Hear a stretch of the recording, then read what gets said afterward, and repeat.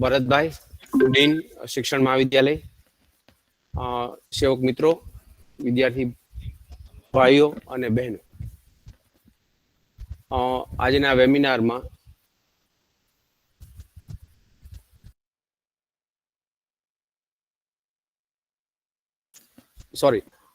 આજના આ કાર્યક્રમમાં આપનું હું ગુજરાત વિદ્યાપીઠ અને ગુજરાત વિદ્યાપીઠ ગ્રામ સેવા કેન્દ્ર રાંધેજા તરફથી હાર્દિક સ્વાગત કરું છું.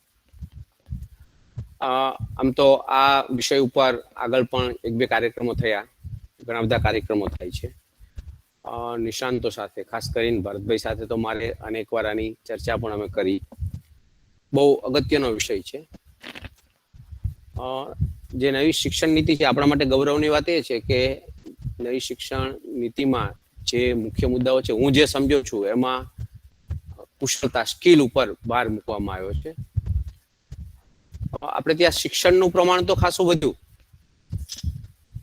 પણ જે કુશળતા વધવી જોઈએ એ ના વધી, અને એના માટે જવાબદાર હું સમજુ છું ત્યાં સુધી આપણી શિક્ષણ પદ્ધતિ છે. કારણ કે જો તમે શિક્ષિત થાવ પણ કુશળતા તમારામાં ના આવે તો તમે કામ સાથે સારી રીતે જોડાઈ શકો નહીં. આ વાત ગાંધીએ તો બહુ વર્ષો પહેલા કહી હતી, પણ મારું ચિંતન એવું છે કે ગાંધીએ જ્યારે વાત કરી ત્યારે બહુ સહેલું થયું, કદાચ એ એટલા માટે હોઈ શકે કે ત્યારે 30 કરોડની આજુબાજુ વસ્તી હતી, આજે 130 કરોડની વસ્તી છે. ત્યારે ઉત્તમ ખેતી, મધ્યમ વેપાર અને નોકરીને છેલ્લી પાયરી ઉપર આપણે રાખતા હતા. આજે ચિત્ર આખું ઉલટું થઈ ગયું છે.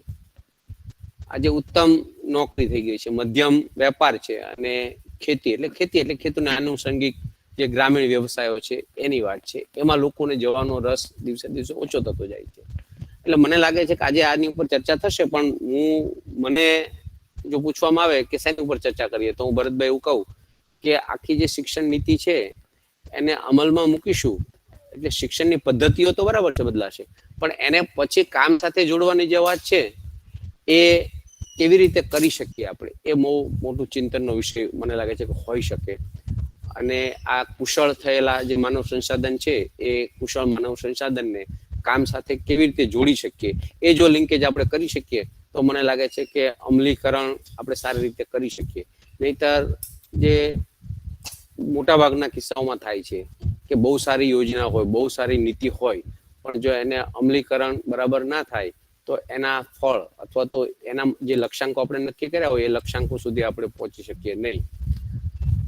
એટલે મને લાગે છે કે જો શિક્ષણ નીતિને સફળ કરવી હોય તો કુશળતાની સાથે સાથે એક કુશળ જે માનવ સંસાધન છે, માનવ સંસાધનને કેવી રીતે આપણે જોડી શકીએ કામ સાથે, એ અગત્યનો મુદ્દો મને લાગે છે કે બની રહેશે. આજે સરસ ચર્ચાઓ થશે એવું મને લાગે છે. ફરીથી આજના કાર્યક્રમમાંની હું શુભકામનાઓ પાઠવું છું અને બધાનું હાર્દિક સ્વાગત કરું છું. આભાર. અસ્તુ. લોકેશભાઈ. ધન્યવાદ રાજીવભાઈ. બહુ સરસ મુદ્દો તમે ઉપાડ્યો છો કે કુશળ માનવ સંસાધન જો કામ સાથે જોડાઈ શકે અને એવી શિક્ષણ નીતિની અમલીકરણની ફલશ્રુતિ આવશે તો ખરેખર એના ઉપર અત્યારે ચિંતન કરવાની જરૂર છે. આજ એવા જ પ્રકારના મુદ્દાઓ આજે આ દિવસમાંથી બહાર પાડવાના છે કે જેના ઉપર આપણે શિક્ષક તરીકે એમાં આપણી ભૂમિકા સુનિશ્ચિત કરી શકીએ. આ જ્યારે એક મેન્ડેટ હતો ગવર્મેન્ટનો એમ તો કે 1 વર્ષ શિક્ષણ નીતિ અમલીકરણનો પૂરો થાય છે એના ચિંતનનો જ્યારે અમલમાં મુકાય છે, તો હવે એના ઉપર વિચાર કરવાની જરૂર છે કે અને કયા પાસાઓ, કઈ વસ્તુઓ, કયા ચેલેન્જો બહાર આવશે. તો આપણા વચ્ચે આજે જે મુખ્ય વક્તા છે શ્રી ડોક્ટર ભરતભાઈ જોશી, ઘણી વખત એમના જે વિડીયો છે યુટ્યુબ ઉપર હું જોઉં છું. ગયા વખતે એક વિડીયો મેં જોયો હતો, મને એનામાંથી જ પ્રેરણા મળી કે આ વસ્તુ ભરતભાઈ જોડે પછી સાંભળીએ ચિંતન ઉપર કે જે શિક્ષણનો ઢાંચો, શિક્ષણ નીતિમાં જે ઢાંચો ઉભો કરવામાં આવ્યો છે અને જે અપેક્ષાઓ રાખવામાં આવી છે, છતાંય આપણે બુનિયાદી શિક્ષણ સાથે જ્યાં જોડવાની વાત છે તો ઘણા બધા પ્રકારના જે પ્રશ્નો છે, જે આપણી જિજ્ઞાસાઓ છે ઊભી થાય છે. હું આદરણીય ભરતભાઈ જોશી સાહેબને નિવેદન કરું છું કે આ જે મુદ્દાઓ જે તમે એમાં ચર્ચા હતા, કદાચ એને સાથે રાખીને જે આજની સંદર્ભમાં જે સુસંગતતા છે એના ઉપર આપણા વક્તા જવાબ વિનંતી. આદરણીય ભરતભાઈ જોશી સર. આપણે વચ્ચે લોકેશભાઈ કુલનાયક શ્રી પણ આવી ગયા છે. કુલનાયક શ્રીનું હાર્દિક સ્વાગત કરું છું. બરાબર. હવે ભરતભાઈને વિનંતી કે એમનું વક્તવ્ય ચાલુ કરે. આદરણીય ભરતભાઈ. આભાર લોકેશભાઈ. આજના કાર્યક્રમના અધ્યક્ષ આદરણીય કુલનાયક શ્રી રાજેન્દ્રભાઈ, રાંદેજા સંકુલના સંયોજક શ્રી રાજીવભાઈ, NSS ના પ્રોગ્રામ ઓફિસર લોકેશભાઈ અને હસમુખભાઈ તથા સૌ આ વેબિનારમાં જોડાયેલા સ્નેહી મિત્રો, આજે આપણે જે વાત કરવાની છે એનું શીર્ષક આપવામાં આવ્યું છે રાષ્ટ્રીય શિક્ષણ નીતિ 2020 વર્તમાન સુસંગતતા. આ સુસંગતતા શબ્દ જેવો આવે એટલે તરત જ આપણે વિચારી શકીએ કે કંઈક અસંગત હશે તો નીતિમાં સુસંગત મુકાયું હશે. એટલે વર્તમાન શિક્ષણ વ્યવસ્થામાં અસંગતતા છે.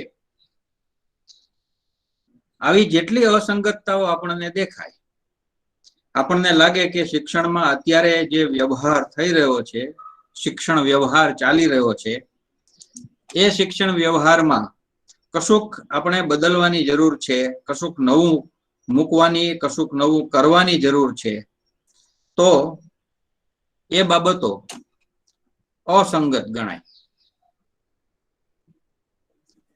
એટલે જ્યારે આપણે કશુંક અસંગત છે એવું નક્કી કરીએ છીએ ત્યારે આપણને લાગે કે આને આપણે બદલવું જોઈએ, તેથી એ નવું થાય, અને નવું થાય એટલે એ સંગત થઈ જાય. ખૂબ સારી રીતે સંગત હોય તો આપણે એને સુસંગત કહીએ. આ સાદો અર્થ છે. NEP 2020 આપણને પ્રાપ્ત થઈ અને 1 વર્ષ ઉપર 2 મહિના થઈ ગયા છે. હવે આપણે એના અમલીકરણ માટે થનગનીએ છીએ. ક્યાંક સ્વૈચ્છિક રીતે કેટલુંક એનું અમલીકરણ થવા પણ માંડ્યું છે, પણ વિધિવત કશીક જાહેરાત સાથે કોઈક એવું ડોક્યુમેન્ટ આપવામાં આવે કે આ રીતે તમારે આનું અમલીકરણ કરવાનું છે, એવું હજી ખાસ કરીને ઉચ્ચ શિક્ષણના ક્ષેત્રમાં જોવા મળ્યું નથી. એક કમિટીની રચના થઈ છે કે જે આપણને એક એક્શન પ્લાન આપશે એવું સૂચવાયું છે, અને એનો એક્શન પ્લાન છે કંઈ ડ્રાફ્ટ સ્વરૂપે તૈયાર પણ થયો છે, અને એ જેવો પ્રસિદ્ધ થશે એટલે આપણને પ્રાપ્ત થશે અને એ પ્રમાણે આપણે કરી શકીશું આગળની આપણી અમલીકરણની પ્રક્રિયા. પણ અત્યારે આપણે આ NEP નું ડોક્યુમેન્ટ તો જોઈ શકીએ છીએ. મિનિસ્ટ્રી ઓફ એજ્યુકેશન જે NEP આવતા જ MHRD માંથી NEP થયું છે, મિનિસ્ટ્રી ઓફ એજ્યુકેશન MOE. તો એમાં એની વેબસાઇટ ઉપર અંગ્રેજી અને હિન્દી 2 ભાષામાં આ ડોક્યુમેન્ટ પડ્યું છે, અને એમાં જિજ્ઞાસુ ડાઉનલોડ કરીને પોતાના દૃષ્ટિકોણથી એનો અભ્યાસ કરી શકે છે. શું સુસંગત છે અને શું સંગત નથી આ જોઈ શકાય એવું છે. એક વાત તો જાણે આ ડોક્યુમેન્ટ જોતા આપણને લાગે છે કે રાષ્ટ્રીય શિક્ષણ નીતિ ઘડવા માટેની જે સમિતિ હતી એ સમિતિ પાસે જેટલી અસંગતતાઓ વિશે વાત થઈ કે વર્તમાન શિક્ષણ વ્યવસ્થામાં આટલી અસંગતતાઓ છે જે દૂર થવી જોઈએ, આવી જેટલી રજૂઆતો આવી, આ બધી રજૂઆતોને એમણે સ્વીકારી અને આ ડોક્યુમેન્ટ એવું ઘડ્યું કે એમાં એ બધી અસંગતતાઓ જાણે કે દૂર થઈ ગઈ. એટલે આમાં અસંગત શું છે એવું આપણે જો શોધવા બેસીએ વર્તમાન સંદર્ભમાં નહીં, આ ડોક્યુમેન્ટમાં, તો આપણને કંઈ મળે નહીં, કારણ કે બધું સંગત હોય એવું જ મૂક્યું છે, અને જેટલું અસંગત હતું એને નિવારી શકાય એ પ્રકારે આ ડોક્યુમેન્ટ તૈયાર થયું છે. એટલે બધાને આમાંથી કંઈક એવું મળી જાય કે જે ગમી જાય. એટલે આ ડોક્યુમેન્ટ છે એની જે સરાહના થઈ રહી છે એની પાછળનું એક પ્રબળ કારણ તો આ છે કે એમાં વીણી વીણીને આવી અસંગતતાઓને દૂર કરવાનો પ્રયાસ થયો છે. અત્યારે આપણે જે વાત કરવી છે એ એવી છે કે વર્તમાન શિક્ષણ સંદર્ભથી જો આપણે વિચારીએ તો આ રાષ્ટ્રીય શિક્ષણ નીતિ કેવી રીતે સુસંગત છે. એમાં ઘણી બધી બાબતો છે. હું તો અહીંયા કેટલીક બાબતોનો નિર્દેશ કરીશ આપણા સમયના એક નિશ્ચિત ગાળામાં. પણ જેમને વધુ રસ હોય, વધુ ઊંડાણથી જાણવું હોય, એમણે આ ડોક્યુમેન્ટ વેબસાઇટ ઉપર મૂકેલો છે, ત્યાંથી મેળવી અને એનો અભ્યાસ કરી લેવો. અંગ્રેજી અને હિન્દીમાં તો મળે જ છે, પણ ગુજરાતની જે IITE છે એણે એનો ગુજરાતી અનુવાદ પણ કર્યો છે અને એ એની વેબસાઇટ ઉપર મૂકેલો છે. તો એ ગુજરાતી ડોક્યુમેન્ટ પણ જોઈ શકાય. પણ મારી સૌને એવી એક ભલામણ છે કે કાં તો અંગ્રેજી અથવા હિન્દી ડોક્યુમેન્ટનો અભ્યાસ કરવો. હવે મને જે કેટલીક સુસંગતતાઓ લાગી છે એની હું થોડી ટૂંકી વાત આપ સમક્ષ મૂકું છું. પછી કોઈને કંઈ એમાં ઉમેરવું હોય તો સંચાલકો અવકાશ પૂરો પાડે તો એ થઈ શકે. સૌથી પહેલી વાત છે ને એ તો એ છે કે આ શિક્ષણમાં ECCE નો એક ભારપૂર્વકનો રોલ દર્શાવવામાં આવ્યો છે. Early child care education. એટલે સૌથી પહેલી બાબત તો મારી દૃષ્ટિએ આ છે કે આ નીતિએ શિક્ષણને એકડે એકથી પોતાના ક્ષેત્ર તરીકે સ્વીકાર્યું છે. એટલે કે જેને આપણે આ સોમાભાઈ કોઈ હેઝ રેઝ્ડ અ હેન્ડ, તો એમને કંઈ કહેવાનું છે? ભોઈએ ગૌરવભાઈ સોમાભાઈ એમણે હાથ ઊંચો કરેલો છે. આપણા લેક્ચર પછી 5 મિનિટ રાખીશું, કોઈ કરી હશે. હા, એટલે એમણે હાથ ઊંચો કરી રાખ્યો છે. એટલે હા, તો આજે ECCE છે, અર્લી ચાઇલ્ડ કેર એજ્યુકેશન, ત્યાંથી જ શિક્ષણ નીતિમાં શિક્ષણ વ્યવસ્થાના પ્રારંભને આપણે જોઈ શકીએ છીએ. આ એક પહેલી સુસંગતતા છે. વર્તમાનમાં આની જરૂરિયાત હતી. જે પ્રકારે કિન્ડરગાર્ટનનો પ્રચાર અને એની ઉપયોગિતા બધાને દેખાતી હતી, આ નીતિએ એને સરકારી ધારાધોરણમાં લાવી દીધું છે. એટલે હવે આંગણવાડી, બાલવાટિકા એ આ કામ કરશે. એટલે જે પ્રી પ્રાઇમરી હતું, પૂર્વ પ્રાથમિક શિક્ષણ, એને એક સુનિયોજિત ઢાંચામાં લાવવામાં આવ્યું છે. આખો ઢાંચો જ નવો આપ્યો છે, 5, 3, 3, 4. તો આ જે આખી વ્યવસ્થા નવેસરથી મૂકવામાં આવી છે, એમાં 3 વર્ષ જે બાલ મંદિરના આપણે ગણતા હતા એને અહીંયા સિસ્ટમમાં ગોઠવી દીધા છે. એ સૌથી મોટી સુસંગતતા છે. બીજી એક વાત અહીંયા સુસંગતતાના સંદર્ભમાં આપણે જોઈએ તો એ છે 5 વર્ષનું પાયાનું શિક્ષણ, ફાઉન્ડેશન એને કીધું છે.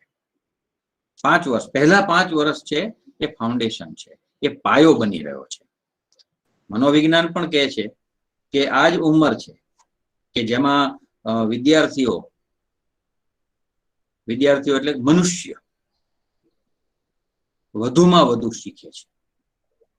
એટલે 3+2 નો જે તબક્કો છે, પહેલા 3 એ પૂર્વ પ્રાથમિક અને પછી પહેલું અને બીજું ધોરણ, એ 5 વર્ષ, પહેલો 5 વર્ષનો જે તબક્કો શિક્ષણ નીતિએ સૂચવ્યો છે એ ફાઉન્ડેશન તરીકે મૂક્યો છે.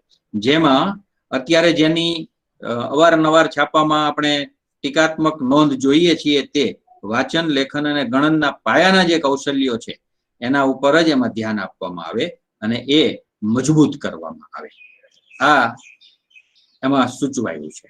એટલે આ શિક્ષણ નીતિનો આ પાસું, આ બાબત એ વર્તમાન સમય સાથે એકદમ સુસંગત બને છે.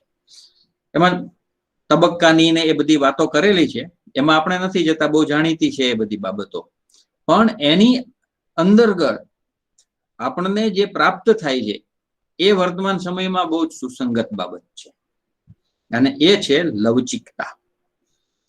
હું તો આ ડોક્યુમેન્ટ વાંચ્યા પછી રાષ્ટ્રીય શિક્ષણ નીતિને લવચિક રાષ્ટ્રીય શિક્ષણ નીતિ એવું કહેવાનું પસંદ કરું. એમાં એટલી લવચિકતા એટલે ફ્લેક્સિબિલિટી, એટલી ફ્લેક્સિબિલિટીની વાત કરી છે શિક્ષણમાં કે જાણે આ નીતિ છે એ માટે જ ઘડાઈ હોય એવું આપણને લાગે. અનેક પ્રકારની ફ્લેક્સિબિલિટી, લવચિકતા એમાં જોવા મળે છે. કેવી કેવી એ આપણે ક્રમિક રીતે જોતા જઈએ છીએ. શિક્ષણ, જેને પ્રાથમિક સુધીનું શિક્ષણ કહેવું છે, તે તો શાળાયી શિક્ષણ છે એ સંપૂર્ણપણે પ્રવૃત્તિમય સૂચવાયું છે.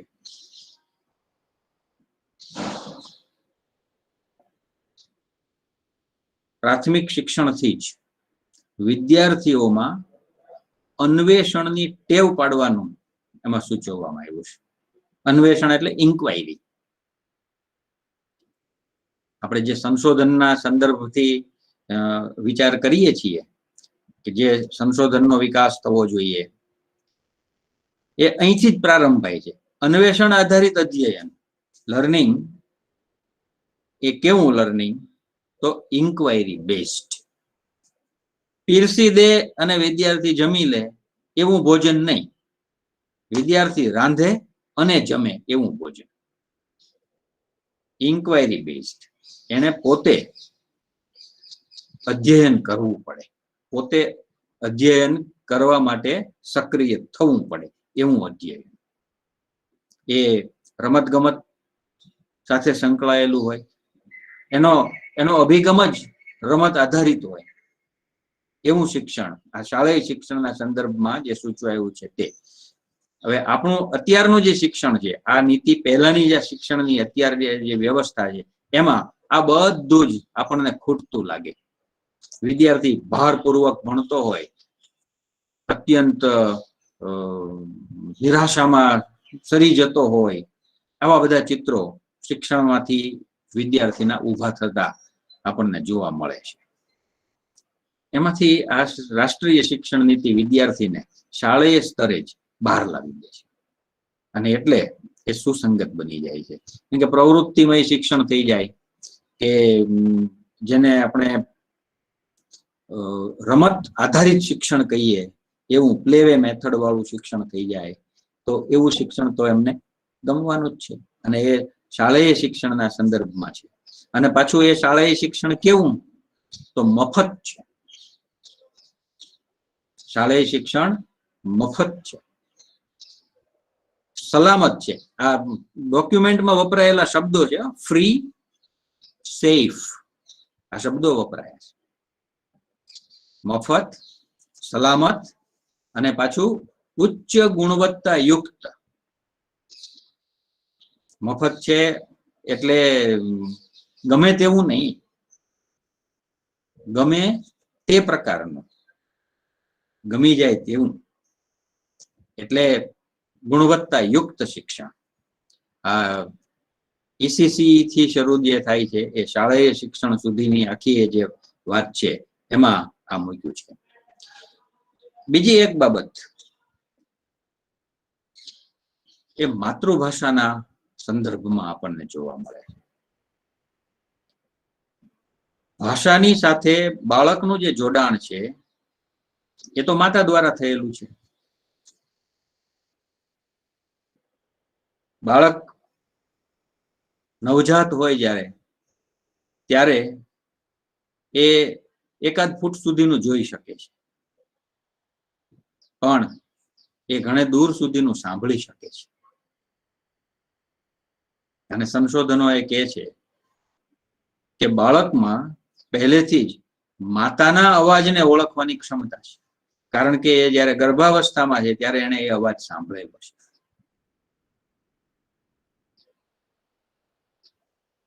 હવે જ્યારે આ અવાજ એની સ્મૃતિમાં છે, ગર્ભાવસ્થા દરમિયાન જ એને આ અવાજને પકડ્યો છે, એ તો ભાષાનો છે.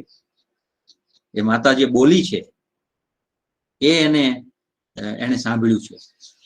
આ માતૃભાષા છે. અને આપણે એ બાળકને જે ગળથુથીમાં મળેલી ભાષા છે, જે ગર્ભાવસ્થાથી એને સાથે જોડાયેલી એવી ભાષા છે, એ ભાષામાં ભણાવવાનો જે આગ્રહ રાખવામાં આવ્યો છે, એને આ રાષ્ટ્રીય શિક્ષણ નીતિ પુષ્ટિ આપે છે. 5મા ધોરણ સુધીનું શિક્ષણ તો માતૃભાષામાં જ આ એમાં સૂચવાયેલી બાબત છે. અને જે નઈ તાલીમ સાથે બુનિયાદી શિક્ષણ કે ગાંધી વિચાર આધારિત શિક્ષણ સાથે સંકળાયેલા લોકો છે, એ તો આ વાતથી સુપેરે માહિતગાર છે કે માતૃભાષા દ્વારા જ આ શિક્ષણ થાય. એટલે અત્યારે આપણે ભાષા બચાવોના આંદોલનો કરતા થયા છીએ, અને આ રાષ્ટ્રીય શિક્ષણ નીતિ માતૃભાષા દ્વારા શિક્ષણની ભલામણ કરે છે, અને એટલે આપમેળે જ એની સુસંગતતા પ્રસ્થાપિત થઈ જાય છે. કે આપણે જ્યારે આવા આંદોલનો સુધી પહોંચ્યા ત્યાં સુધી આ શિક્ષણ માતૃભાષાના મહિમાને સ્વીકારતું નથી. હવે રાષ્ટ્રીય શિક્ષણ નીતિ આ બાબત આપણને આપે છે, એટલે એની સુસંગતતા છે એ આપમેળે સિદ્ધ થાય. આખું એ શિક્ષણ છે એ પાછું એક વિશિષ્ટ બાબતની રીતે જોઈએ તો પ્રાઇવેટ અને પબ્લિક બંને પ્રકારે ચાલવાનું છે. ખાનગી ધોરણે પણ શિક્ષણ થશે, શાળાઈ શિક્ષણ, અને પબ્લિક એટલે સરકારી ધોરણે પણ ચાલશે. પણ આ બંનેના આધારો એક સરખા હશે, માપદંડો એક સરખા હશે, અલગ અલગ નહીં હોય. એક જ માપદંડથી એ ચાલવાના છે, સમાન ધોરણોથી એ ચાલશે. એ પણ એક નવી બાબત આ શિક્ષણ નીતિ આપી છે, અને એટલે એની સંગતતા જે વિસંગતિ હતી એ અહીંયા દૂર થતી આપણને જોવા મળે છે. હમણાં જે રાજુભાઈ વાત કરતા હતા, કૌશલ્ય, ખરા અર્થમાં તો શિક્ષણ એ જ છે ને. શીખ્યા કોને કહેવાય? કે કશુંક આવડે, કશુંક કરી શકીએ. આપણે બહુ જાણીતું એક ઉદાહરણ છે, એનાથી આ સમજી શકીએ કે માનો કે એક સુથાર છે, એની પાસે સુથારી વિદ્યાની માસ્ટર ડિગ્રી છે, પણ એ એક ટેબલ કે એક ખુરશી બનાવી નથી શકતો, તો એ ડિગ્રીનો કોઈ અર્થ નથી. પણ એની પાસે ડિગ્રી નથી, પણ એને બનાવતા આવડે છે, તો એ કામનું છે. Performance is the bottom line. Degree હોવાથી કંઈ આવડી જાય છે એવું નથી, પણ ડિગ્રી એવા પ્રકારે આપણે લેતા થઈએ કે જેને કારણે આવડે, એ અગત્યનું છે. એટલે માહિતીથી અવગત કરાવવાના એવા અભ્યાસને બદલે કૌશલ્ય ધારણ કરાવવાનું તેવા શિક્ષણનું આ માળખું છે. અને એટલે આજે વ્યવસાય લક્ષી શિક્ષણની વાત કરવામાં આવી છે રાષ્ટ્રીય શિક્ષણ નીતિમાં, એ આ કૌશલ્યો માટેની છે, કૌશલ્ય વર્ધન માટેની છે. આપણે બુનિયાદી શિક્ષણમાં જે ઉદ્યોગોની વાત છે એના કરતા થોડી જુદી છે. આપણે તો ઉદ્યોગો દ્વારા શિક્ષણની વાત કરીએ છીએ. ગાંધીજીનો જે આદર્શ છે એ તો એ છે, ઉદ્યોગનું શિક્ષણ નહીં, પણ ઉદ્યોગ દ્વારા શિક્ષણ. પણ અહીંયા આપણને ઉદ્યોગનું શિક્ષણ તો મળે છે. એટલે ઘણી વખત આમાં ગેરસમજણ થઈ જતી હોય છે કે ગાંધીજીએ ઉદ્યોગોની વાત કરી છે અને આ રાષ્ટ્રીય શિક્ષણ નીતિ પણ ઉદ્યોગોની વાત કરે છે, પણ એ બે વચ્ચેનો તફાવત પણ આપણે સમજી લેવો જોઈએ.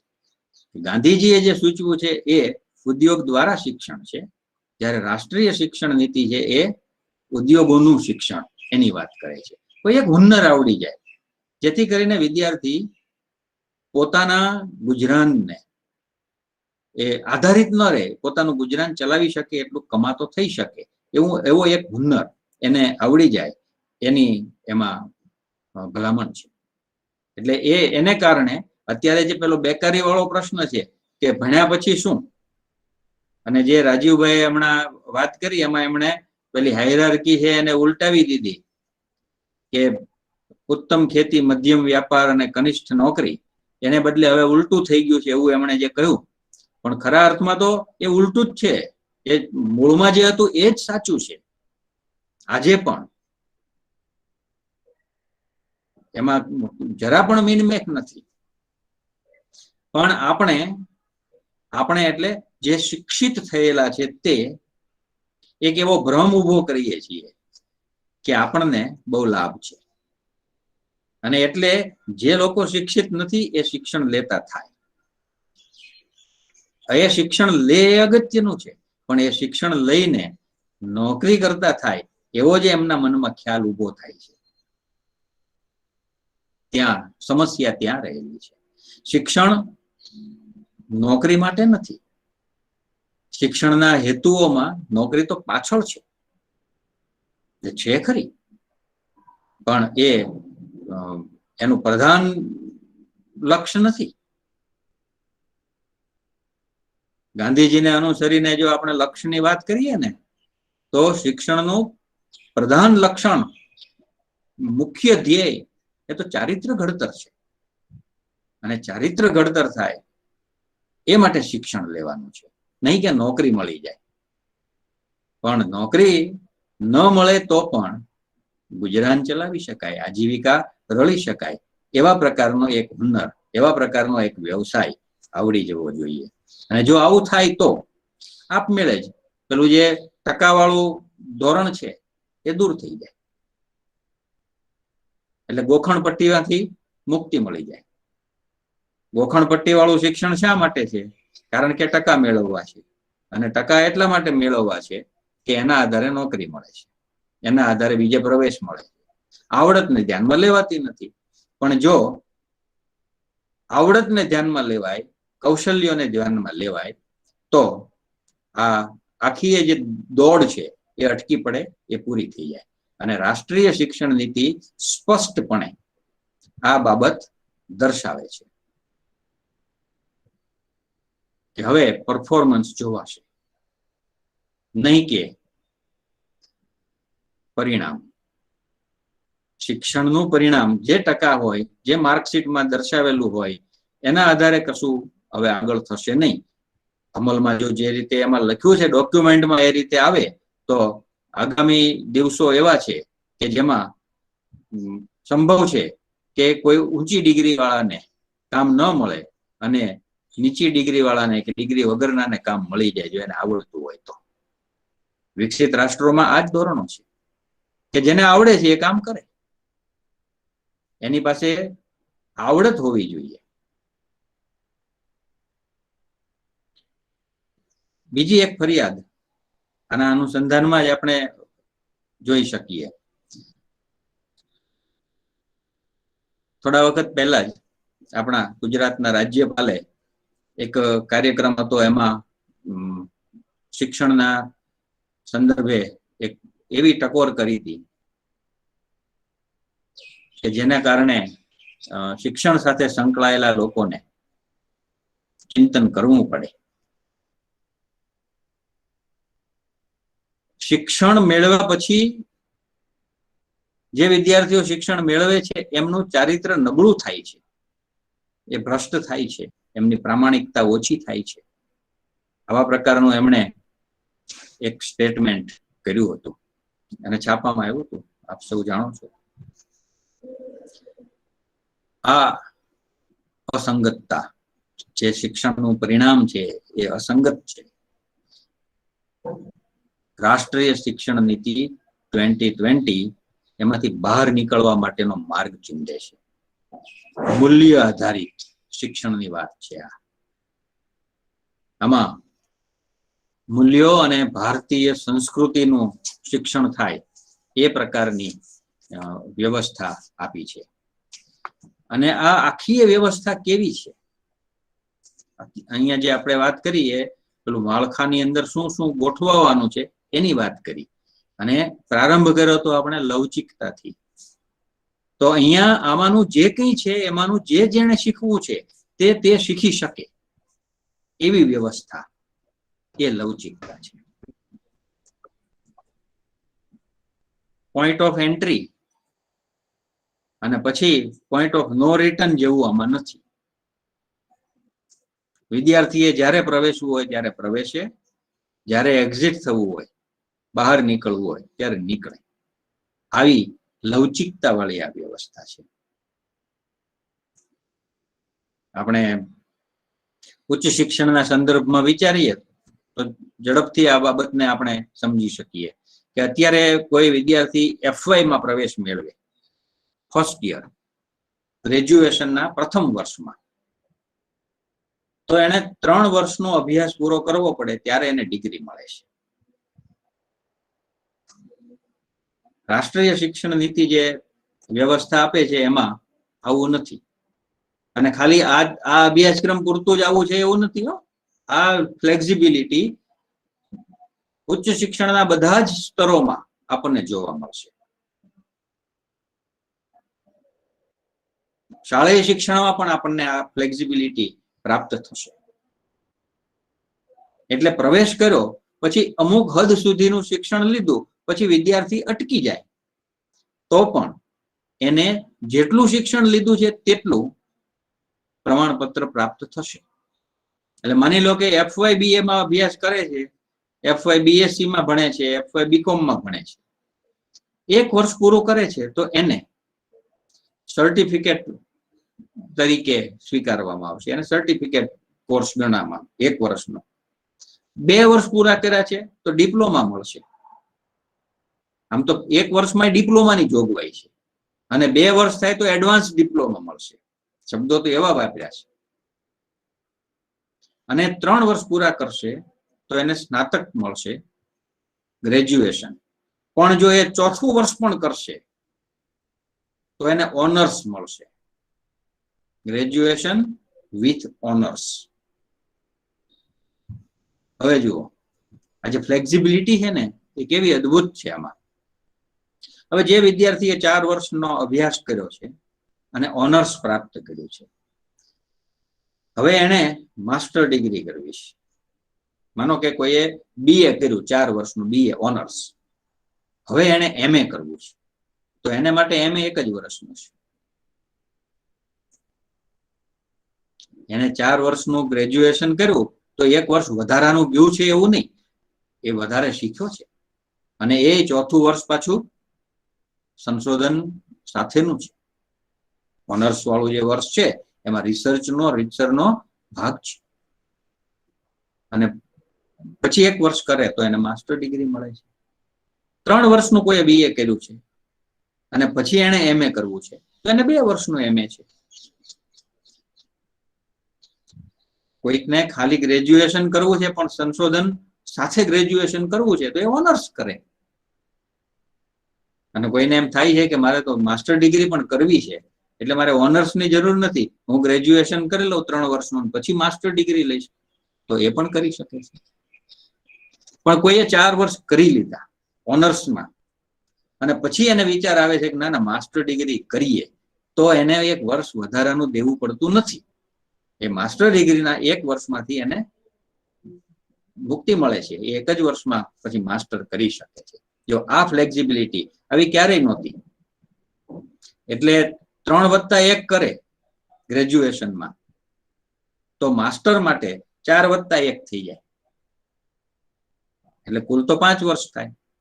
અને જો એ 3 વર્ષનું ગ્રેજ્યુએશન કરે છે તો 3+2 કરીને એ માસ્ટર કરી શકે તો એ 5 વર્ષ થાય. પણ એની પાસે આવી ફ્લેક્સિબિલિટી છે. એને કયો વિકલ્પ લેવો એની એને એક તક મળે છે. શિક્ષણના સંદર્ભમાં પણ આની ચર્ચાઓ ઘણી આવી છે. 4 વર્ષનું BEd, ઇન્ટિગ્રેટેડ BEd, એટલે 12મા ધોરણ પછી સીધો પ્રવેશ, જેમ FY BA માં લે છે વિદ્યાર્થી, FY BSc માં લે છે, એમ BSc BEd કે BA BEd માં પ્રવેશ લે. જેમ લો માં કે મેડિસિનમાં જતી વખતે વિદ્યાર્થી પ્રવેશ લે છે સીધો વ્યવસાયનો જ અભ્યાસ, એમ આમાં પણ આ 4 વર્ષનો ઇન્ટિગ્રેટેડ પ્રોગ્રામ છે BEd નો. અને એમાં પણ પછી એક્ઝિટની વ્યવસ્થા છે. 1 વર્ષથી અભ્યાસ કરીને એને લાગે કે હવે નથી આગળ અભ્યાસ કરવો, તો એ ત્યાંથી એક્ઝિટ કરશે, એટલે એને પૂર્વ પ્રાથમિકમાં શીખવા માટેનું પ્રમાણપત્ર મળશે. એ 2 વર્ષ કરીને નીકળશે તો એને નિમ્ન પ્રાથમિકમાં ભણાવવા માટેનું પ્રમાણપત્ર મળશે. એ 3 વર્ષ કરીને નીકળશે તો એને માધ્યમિક કક્ષાએ ભણાવવા માટેનું ઉચ્ચ પ્રાથમિકમાં ભણાવવા માટેનું પ્રમાણપત્ર મળશે. અને જો એ 4 વર્ષ પૂરા કરશે તો માધ્યમિક શિક્ષણ સુધી એ ભણાવી શકશે. અને પછી એ 1 વર્ષમાં એમએડ પણ કરી શકશે જો એની પાસે માસ્ટર ડિગ્રી હશે તો. અને એ હાયર સેકન્ડરીમાં પણ ભણાવી શકશે, અને MA કર્યા પછી એને એમએડ કર્યું હશે તો 1 જ વર્ષમાં એ કરી શકશે. અને એ એમએડ કરેલો વિદ્યાર્થી BEd કોલેજના શિક્ષણના વિદ્યાર્થીઓને ભણાવી શકશે. જો કેટલી બધી લવચિકતા, કેટલી ફ્લેક્સિબિલિટી મળી ગઈ. જેટલું આપણને મન થાય એટલું ભણીએ, રસ પડતો જાય છે તો આગળ ભણતા જઈએ. એટલે બહુ જ ફ્લેક્સિબલ એવી એક આ વ્યવસ્થા આપી છે. અને બીજી એક વાત જે મારી દ્રષ્ટિએ બહુ જ ક્રાંતિકારી એવી આપણા સામાજિક સંદર્ભથી વિચારીએ તો મૂકવામાં આવી છે આમાં, એ છે ABC. ABC એટલે academic bank of credit. Academic bank of credit એ એવી એક અદ્ભુત વસ્તુ છે કે જેને કારણે વિદ્યાર્થીએ જ્યાં પણ અભ્યાસ કરવો હોય, જેનો પણ અભ્યાસ કરવો હોય, અભ્યાસ કરે. એ પ્રાથમિક શિક્ષણનો વિદ્યાર્થી હોય, ઉચ્ચ શિક્ષણનો હોય, ગમે તે હોય, એના અભ્યાસના ક્રેડિટ જમા થાય. અત્યારે ઉચ્ચ શિક્ષણમાં તો એ બેંક રચવા માટેની યુનિવર્સિટીને અને કોલેજોને સૂચના પણ અપાઈ ગઈ છે UGC દ્વારા, એકેડેમિક બેંક ઓફ ક્રેડિટ. એટલે માની લો કે એક વિદ્યાર્થી છે, એને કોઈ એક યુનિવર્સિટીમાં એક 4 ક્રેડિટનો એક પ્રોગ્રામ હતો, એ એટેન્ડ કર્યો છે, સક્સેસફુલી એ એમાંથી પાર થયો છે, એને ત્યાં 4 ક્રેડિટ મળ્યા છે. ઉદાહરણ તરીકે એને સંગીતનો આવો એક કાર્યક્રમ હતો, એમાં જોડાયો અને શીખ્યો છે. આ 4 ક્રેડિટ એના એકેડેમિક બેંક ઓફ ક્રેડિટમાં જમા થશે. આવી રીતે એ જુદી જુદી જગ્યાએથી આવા ક્રેડિટ ભેગા કરીને ડિગ્રી માટે જરૂરી હોય એવા ક્રેડિટ સુધી પહોંચી જાય તો એને ડિગ્રી મળી શકશે. કેટલી અદ્ભુત વાત છે. 3 વર્ષમાં જ અભ્યાસ કરીને ડિગ્રી મળે, કે 4 વર્ષમાં અભ્યાસ કરીને ડિગ્રી મળે, કે તમારે આટલા સત્રોમાં આ અભ્યાસ કરી લેવાનો, કશું જ નહીં. કોઈ કે કેટલાક ક્રેડિટ 1 વર્ષે મેળવ્યા છે, પછી 5 વર્ષ પછી બીજા બાકીના ક્રેડિટ મેળવી શકે. કોઈ કટકે 10 વર્ષમાં આવા ક્રેડિટ ભેગા કરે. બેંક છે, ખાતામાં જમા થતા જશે. અને એમ કરતા એ ક્રેડિટનો જે જથ્થો છે એને આધારે એને પ્રમાણિત કરી શકાશે. આ બધું થશે કેવી રીતે? તો એની પાછળ લર્નિંગ આઉટકમ એનો કન્સેપ્ટ પડેલો છે કે વિદ્યાર્થી જે કંઈ શીખશે એ પહેલેથી નક્કી હશે કે એને શું આવડવાનું છે. કોઈ એક ક્રેડિટ પ્રોગ્રામમાં એ જોડાય છે, એના 2 ક્રેડિટ છે, 4 ક્રેડિટ છે, 8 ક્રેડિટ છે, તો એ જોડાતી વખતે એ વિદ્યાર્થીને પહેલેથી એ ખ્યાલ હશે કે આ 4 ક્રેડિટનો પ્રોગ્રામ પૂરો થયા પછી તેનામાં કયા પરિવર્તનો થવાના છે, કયું આઉટપુટ મળવાનું છે. એટલે આ જે બાબત છે એના આધારે વિદ્યાર્થી નિર્ણય કરશે અને એ નિર્ણય વિદ્યાર્થીનો પોતાનો હશે. એને જે શીખવું છે, એને જે એમ લાગશે કે આવા પરિવર્તનો એનામાં એને જરૂરી લાગે છે, એવા પ્રોગ્રામમાં એ જશે અને એમ કરીને એ એકેડેમિક બેંક ઓફ ક્રેડિટમાં પોતાના ક્રેડિટ જમા કરતો જશે.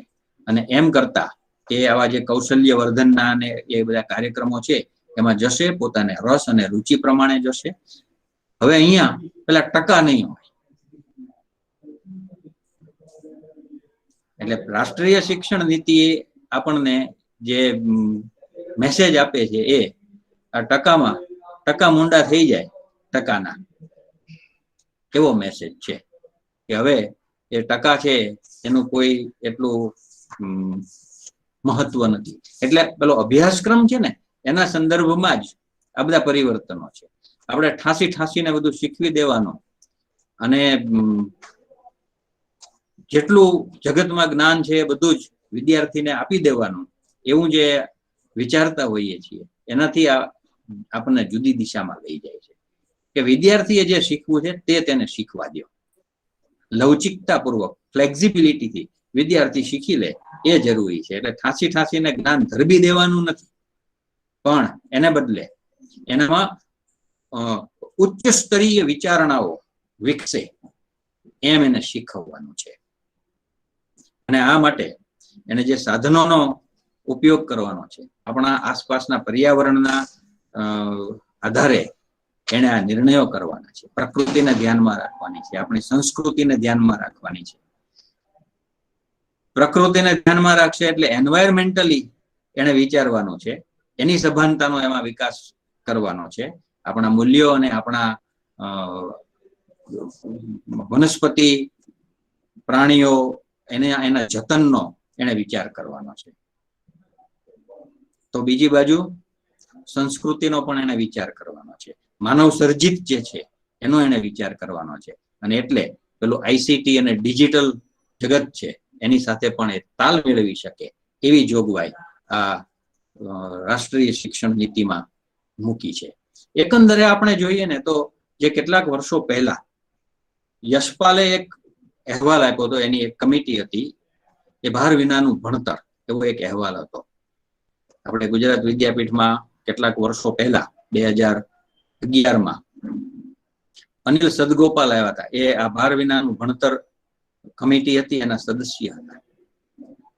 એમણે લર્નિંગ વિધાઉટ બર્ડન એવો આખો રિપોર્ટ છે, એ પણ વેબસાઇટ ઉપર છે, જોઈ શકો છો. તો એ આખી એ જે બાબત છે એ અહીંયા સાકાર થશે એવું આપણને લાગે.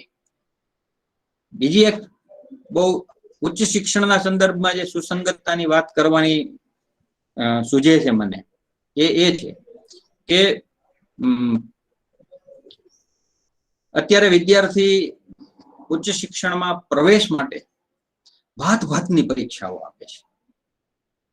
એટલે એન્જિનિયરિંગમાં પ્રવેશ લેવો છે તોય અમુક પરીક્ષાઓ, મેડિકલમાં લેવો છે તોય એની પરીક્ષાઓ, ક્યાંક પરદેશ જવું હોય એને માટેની પરીક્ષાઓ, આઈઆઈટી નો પ્રવેશ તો વળી સાવ પોતાની રીતે જે અલગ પરીક્ષાઓ લઈને આપે, આઈઆઈએમ માટે એની પરીક્ષાઓ, આ બધું હવે કોમન થઈ જવાનું છે. એટલે રાષ્ટ્રીય શિક્ષણ નીતિ કોમન એન્ટ્રન્સ એક્ઝામિનેશન ની ભલામણ કરે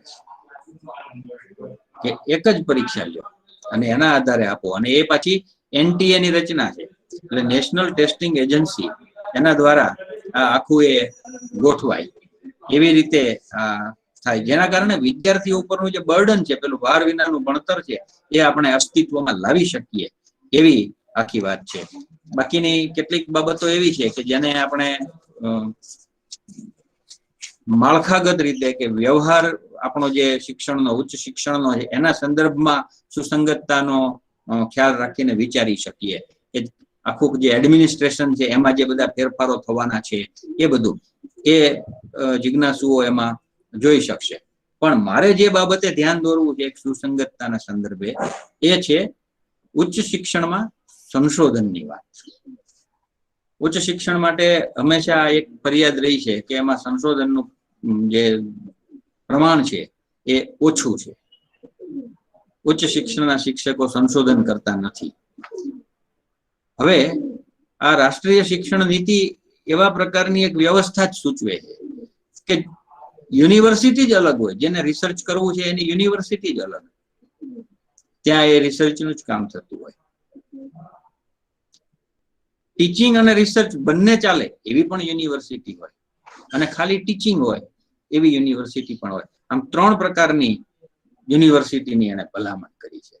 એટલે જેમણે જે પ્રકારનો પોતાનો રસ હોય ત્યાં એ જઈ શકે અને પોતે કામ કરી શકે. એટલે જે ડિગ્રી ગ્રાન્ટિંગ કોલેજ હોય એ કોન્સ્ટિટ્યુઅન્ટ કોલેજ હોય, એવી રીતે એ ઓટોનોમસ થઈ જાય અને એ પોતાના નિર્ણયો પોતે કરી શકે એવી ફ્લેક્સિબિલિટી પણ એમાં આપેલી છે. પ્રવેશની રીતે, અભ્યાસની રીતે હવે ફેકલ્ટી એવું કંઈ રહેતું નથી. મલ્ટી ડિસિપ્લિનરી જ છે બધું. કોઈ એક ફેકલ્ટી, કોઈ એક ડિસિપ્લિનમાં જ વિદ્યાર્થી કામ કરવાનું કે ભણવાનું એવું આમાં ક્યાંય સૂચિત નથી. કોઈ પણ ફેકલ્ટી, કોઈ પણ સ્ટ્રીમ, એ બધું જ વાજબી છે, બધું જ વેલિડ છે. એટલે જેમ મલ્ટિપલ એન્ટ્રી છે, મલ્ટિપલ એક્ઝિટ છે, એમ મલ્ટિપલ ફેકલ્ટીઝ અને મલ્ટિપલ સ્ટ્રીમ્સ એમાં વિદ્યાર્થી ભણી શકે એવી ફ્લેક્સિબિલિટી આમાં મૂકેલી છે. સંશોધનને જે પ્રાધાન્ય આપ્યું છે એને એની ઉપર બહુ ભાર મૂક્યો છે, અને એક આખું નેશનલ રિસર્ચ ફાઉન્ડેશન રચવાની એમાં વાત કરેલી છે. તો ઉચ્ચ શિક્ષણમાં તો એ આખું એક નવું માળખું આપણને જોવા મળશે, જેની બહુ જરૂરિયાત, જેની બહુ માંગ હતી, એ આપણને આકારિત થશે એવું અત્યારે લાગી રહ્યું છે. બીજી એક વસ્તુ છે જે આ રાષ્ટ્રીય શિક્ષણ નીતિમાં એની સુસંગતતા માટે આપણે ખાસ ધ્યાનમાં લેવી પડે, અને એ છે ભારતીયતાનો સ્વીકાર. શિક્ષણમાં ઇન્ડિયન કલ્ચર વિદ્યાર્થીઓમાં વિકસે એ માટેની જોગવાઈ સૂચવાય છે. સ્થાનિક જે કંઈ હોય એ શીખવાનું છે, લોકલનો અભ્યાસ કરવાનો છે. એના કારણે શું થાય કે જે આપણું જે ફોક છે એમાં રહેલી કલાઓ, વિદ્યાઓ, એ બધાનો વિકાસ થાય અને એ બધું જળવાય, ટકે. અભ્યાસમાં કન્ટેન્ટ પણ લોકલ હોય. લોકલ કન્ટેન્ટ એટલે આપણી આજુબાજુમાં જે કંઈ હોય એના વિશે ભણવાનું હોય, એ જ વિષય વસ્તુ હોય, એનો એમાં સમાવેશ હોય. અને એને ભણાવનારા એક્સપર્ટ એ પણ લોકલ હોય, સ્થાનિક હોય, જેને એ ભણાવવા માટેની ખૂબીઓ છે, જેનામાં એ કૌશલ્ય છે, એ ભણાવે. અને એ બધું જ એટલે મધર ટંગથી થાય, માતૃભાષાથી થાય. તો આ આખી જે વાત છે એ રાષ્ટ્રીય શિક્ષણ નીતિમાં આપણને મળે છે, અને એટલે આ રાષ્ટ્રીય શિક્ષણ નીતિ વર્તમાન સમયમાં સંપૂર્ણપણે સુસંગત છે એવું આપણને લાગે. તો મારે જે કેટલાક નિર્દેશો કરવા હતા એ આવા હતા. અગાઉ કહ્યું એમ, જિજ્ઞાસુએ એનું મૂળ ડોક્યુમેન્ટ બહુ મોટું નથી, એ 60 પાના વાંચી શકાય, નાનું એવું જ છે. તો એની મારી ખાસ ભલામણ છે કે જિજ્ઞાસુઓ એ વાંચી લે અને સમૃદ્ધ થાય. તમે સૌએ મને શાંતિપૂર્વક સાંભળ્યો અને આયોજકોએ મને તક આપી, એ માટે ખૂબ ખૂબ આભાર. બહુ સારી વાતો, સારા પોઈન્ટ્સ આપણે રેઝ કર્યા છે. એમાં શરૂઆતથી માંડીને છેક સુધી જે શિક્ષણની જે પ્રવાહ છે, ઉચ્ચ શિક્ષણ સુધી અને રિસર્ચ સુધી પણ તમે આપણે સાથે લીધું છે, અને બધી ચોખવટ થઈ છે. બહુ બહુ આભાર. અને છેલ્લે લોકોને પ્રશ્નો રાખીશું. અત્યારે હું આપણા સાથે આદરણીય કુલનાયક શ્રી પ્રોફેસર રાજેન્દ્રભાઈ ખેવાણી સાહેબ છે, હું એના અધ્યક્ષ ઉદ્બોધન અને આશીર્વચન માટે એમને વિનંતી કરું છું. આદરણીય ખેવાણી સાહેબ. સૌ મિત્રો, ભરતભાઈએ ખાસી સ્પષ્ટ શિક્ષણ નીતિના સંદર્ભે કરી અને એમણે છેલ્લે સૂચન પણ કર્યું આપણને સૌને કે મૂળ શિક્ષણ નીતિનો ડ્રાફ્ટ છે અથવા તો જે નીતિ બહાર પડી છે તે વાંચી જવી જોઈએ. ભરતભાઈએ ખાસી પર મથામણ કરીને ખાસી વાત મૂકી છે અને એમણે તો કેવું કે નહીં મને બરોબર સંભળાયું નથી, વચ્ચે વચ્ચે હું નીકળી ગયો છું એટલે, પણ જે ગાંધીજી શિક્ષણની વાત કરતા હતા એવું એક એને આર્ટિકલ પણ બનાવ્યો હતો કે શિક્ષણ નીતિમાં ગાંધી ક્યાં ક્યાં છે, ભલે નામ હોય કે પણ ગાંધીએ જે વાત આપણને કરી છે એ બધી જ વાત છે એ શિક્ષણના સંદર્ભમાં આ શિક્ષણ નીતિની અંદર સમાવવામાં આવી છે. એટલે મારી દ્રષ્ટિએ આપણે સૌએ છે એ આપણે ક્યાં શું કરી શકીએ એ દિશામાં વિચાર કરી અને આપણે એને આગળ વધારવું જોઈએ, આગળ લઈ જવું જોઈએ. બીજું મને એવું લાગ્યા કરતું હોય છે કે નીતિઓ બને છે પણ નીતિઓનો અમલ કરાવવો અને કરવો આ બંને પક્ષ છે એ જરા ઢીલા રહેતા હોય છે. કારણ કે અત્યાર સુધીનો અનુભવ એવો રહ્યો છે કે શિક્ષણ નીતિઓ 3-4 વખત બની પણ એ શિક્ષણ નીતિઓનો અમલ કરવાનું અમલ કરાવવાનું સરકાર પક્ષે અને અમલ કરવાનું શિક્ષકો અને બાકીના સમાજે, એ બંનેમાં છે એ ઢીલ રહેતી હોય છે અને ઢીલને કારણે છે એ જેવા પરિણામો આપણને જોઈએ એ નીતિને આધારે પરિણામો આપણને મળતા હોતા નથી. આમાં પણ છે એ જેમ લચીલાપણું છે એમ નીતિ માટે ઘણું બધું એવું પણ રાખ્યું છે કે જેમાં બહુ મોટા ફેરફારો ન થઈ શકે અથવા તો નહીં થશે. ઉદાહરણની રીતે છે એ માતૃભાષામાં શિક્ષણની વાત છે પણ એની સામે નીતિમાં એવું નથી કહ્યું કે માતૃભાષા સિવાયના શિક્ષણને છે એ આપણે બાન કરશું. એટલે થાય શું કે જે ચાલતું હોય એ બરોબર વધારે ચાલ્યા જ કરે મજબૂતાઈથી, અને આપણે એ દિશામાં જરાક જોયા કરવું પડે. કારણ કે હમણાં મને બહુ ખબર નથી પણ થોડુંક હમણાં પેપરોમાં જે આવે છે એના આધારે જ્યારે આપણે જોઈએ છીએ ત્યારે આપણને થાય છે કે ગુજરાતી માધ્યમવાળી શાળાઓ ધીમે ધીમે બંધ થતી જાય છે અને સરકારે પણ હમણાં છે એ કંઈ કોર્પોરેશનની 15 કે 20 ગુજરાતી માધ્યમની શાળાઓ અને અંગ્રેજી માધ્યમની શાળાઓમાં ફેરવી. એટલે નીતિ બિલકુલ આપણી માતૃભાષાની છે અને જેમ ભરતભાઈ કહ્યું એમ કે માતૃભાષા માટે આપણે આંદોલનો અથવા તો સંમેલનો કરીએ છીએ અને આંદોલનો ભલે ન કરતા હોય પણ સંમેલનો તો આપણે કરીએ જ છીએ કે આ કરવું જોઈએ. પણ એની સામે સરકાર છે એટલે જ્યારે આપણે આમ બીજી ભાષામાં કહીએ કે સ્ટ્રક્ચરલ જ એવું ગોઠવાયેલું હોય કે નીતિ ગમે તે હોય પણ જે સમાજને ગમે છે તે જ થશે. અને સમાજને શું ગમે છે તો કે વ્હાઇટ કોલર જોબ ગમે છે, હાથ કાળા કરવા નથી કોઈને, શ્રમ કરવો નથી કોઈને. તો આ બધી વસ્તુઓ શિક્ષણ સાથે જોડાઈ ગઈ છે. આપણે એમ માનીએ છીએ કે શિક્ષણ સાથે આ બધી વસ્તુઓની માથીને જે એનો છોછ છે એની પ્રત્યેની જે એક ઉદાસીનતા છે અથવા તો ગમતું નથી આપણને, તો આ બધી વસ્તુઓ છે એ, અને હું તો ઘણી વખત આમ મજાકમાં કહેતો હોઉં છું કે નાનું બાળક માંદું હોય અને એની માને ખબર પડે કે આ માંદું છે ને મારે એને કોઈ દવા પાવાની છે, એટલે સહેજે પહેલી વખત જ્યારે ચમચીથી કડવી દવા પાવ તમે તો બાળક તો પી જવાનું છે. કારણ કે માં જ્યારે આપે છે કશુંક ત્યારે એને તો એમ જ હોય છે કે વિશ્વાસ હોય કે બરોબર છે. પણ કડવું લાગે એટલે પછી બીજી વખત એવી જ ચમચીથી તમે જો એ દવા મૂકો તો બાળક મોઢું નથી ખોલવાનું. એ વખતે માં છે એ નાક દાબી કાઢે, નાક દાબે એટલે શ્વાસ લેવા મોઢું ખોલે બાળક, ને મોઢું ખોલે એટલે પેલી ચમચીથી દવા નાખવામાં આવે. આવું કરવું પડે અને એ માં પણ સમજે છે, બાળક રડવાનું છે એ પણ હકીકત છે, છતાં માં છે એ આવું કરે છે કારણ કે એને બાળકની ચિંતા છે. એમ સમાજમાં પણ ઘણી વખત આવું કરવું પડતું હોય છે જે આપણે કરી શકતા નથી અને પછી દોષ છે એ આપણે કાં તો સરકારને આપીએ છીએ, કાં તો સંસ્થાઓને આપીએ છીએ, કાં તો પછી સમાજને આપીએ છીએ. પણ આ વસ્તુઓ છે એ કરવી જ પડે, એ કરવી જ પડે અને તો જ એ વસ્તુ સમાજમાં પ્રસ્થાપિત થઈ શકે. એટલે શિક્ષણ નીતિના સંદર્ભે છે એ છણાવટ ઘણી સરસ થઈ છે અને ચોક્કસ જ આપણે આ દિશાની અંદર છે એ વધારે સારી રીતે આપણે કામ કરવું પડશે.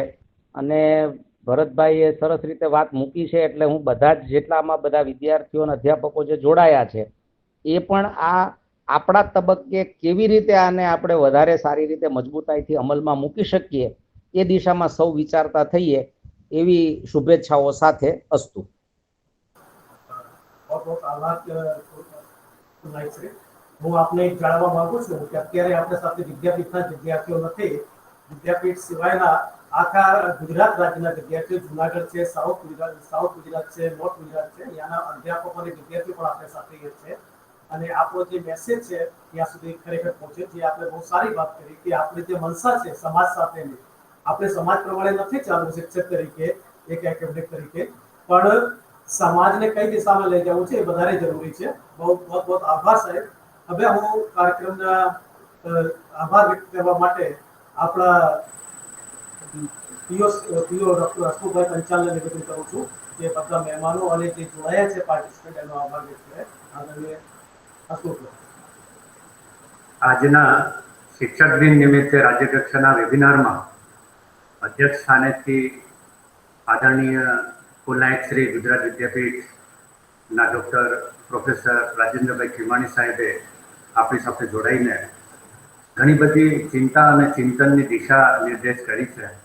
હું એમનો ખૂબ ખૂબ આભાર માનું છું.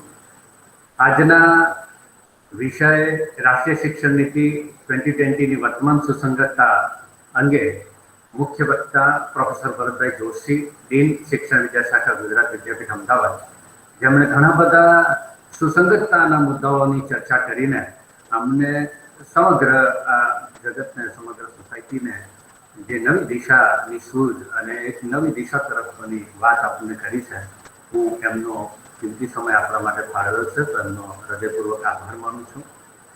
ડૉક્ટર રાજીવભાઈ પટેલ, સંયોજક શ્રી ગુજરાત વિદ્યાપીઠ રાંદેજા, જેમણે સમગ્ર કાર્યક્રમમાં માર્ગદર્શન અને આ કાર્ય કરવા માટેની પ્રેરણા આપી છે, હું એમનો પણ આભાર માનું છું. અરુણભાઈ ગાંધી, સંયોજક શ્રી, જેઓ જોડાઈ નથી શક્યા પણ સાથ સહકારમાં છે, એમનો પણ આભાર માનું છું. ડૉક્ટર લોકેશભાઈએ ખૂબ સરસ રીતે સંચાલન કર્યું છે, એમનો પણ આભાર માનું છું.